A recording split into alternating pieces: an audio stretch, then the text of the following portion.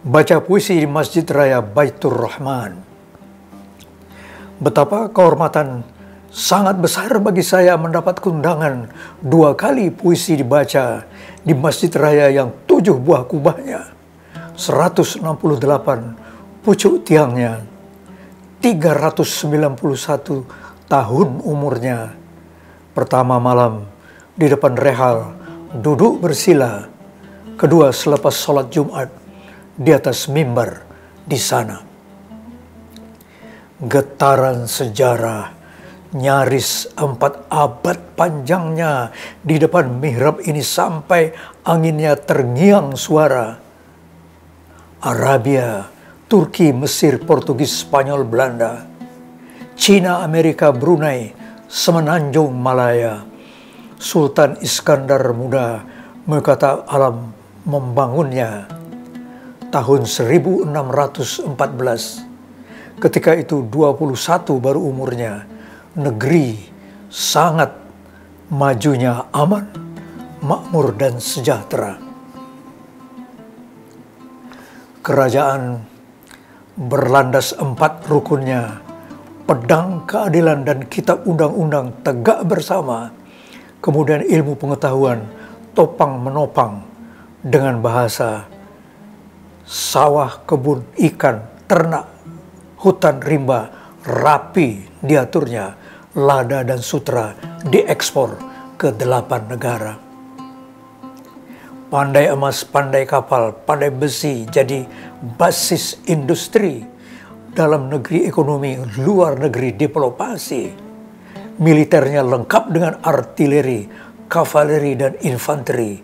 Angkatan perangnya penuh perempuan pemberani. Kapal-kapal perangnya lebih besar ketimbang kapal perang Eropa. Begitu tulis Beaulieu, orang Perancis di Aceh sebagai duta.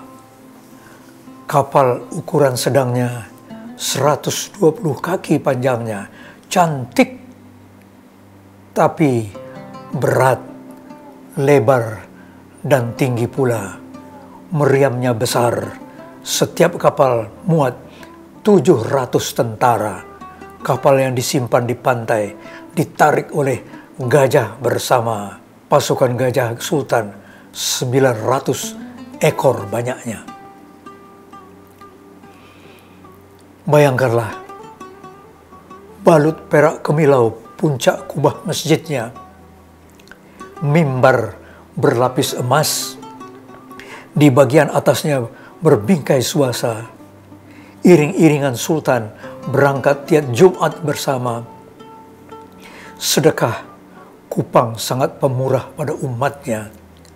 Namun paling meriah 10 Zulhijjah lah kabarnya. Dengan pasukan pengawal, arakan gajah dan barisan berkuda. Salat hari raya haji sangat mendalam terasa. Dengan belati emas, hewan kurban melepas nyawa. Lalu sayatan dagingnya kepada rakyat dibagi rata. Dan sultan dikerumuni umat kembali naik gajahnya. Beras kuning bergenggam-genggam menyirakinya. Baitur Rahman bukan saja sebuah masjid raya. Dia pusat ilmu, buku, ijtihad, tasawuf, mata air cendekia, benteng dan markas strategi perang melawan imperialisme berwindu berpuluh beratus tahun lamanya. Kebakaran melanda ketika ijtihad besar berbeda di masa Sultanah Nurul Alam Naqiyamuddin bertahta. Kebakaran kedua ketika peluru api meriam Belanda ditembakkan ke masjid dan istana Darul Dunia. Di tahun pernyataan perang 1873 berlanjut-lanjut tak habisnya sampai 1942, perang terpanjang melawan kolonialisme di dunia.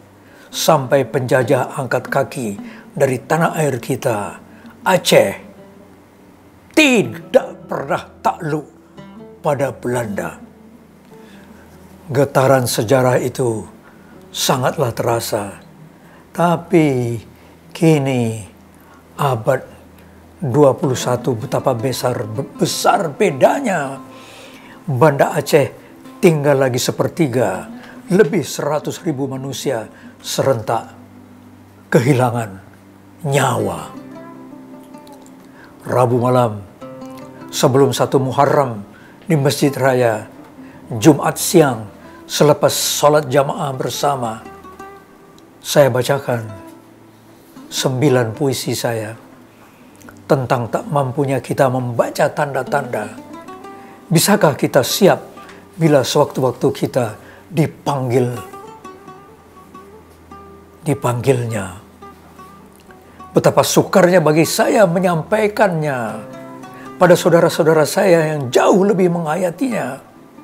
Di bahu mereka tak terbilang bobot beban derita. Masing-masing kehilangan 3, 10, 20 anggota keluarga. Rumah remuk, ijazah lenyap, simpanan binasa. Hari depan di mana mereka sangat tenang menyimak, terasa pada sinar mata. Seusai baris terakhir, turun mimbar, berdatanglah mereka mengerubungi, menyalami, merangkul saya.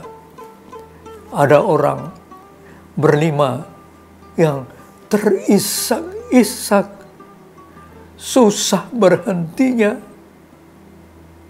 bergantian di bahu menyandarkan kepala, menangis, meneteskan air mata. Tolong Pak, tolong carikan anak saya. Tahun 2005.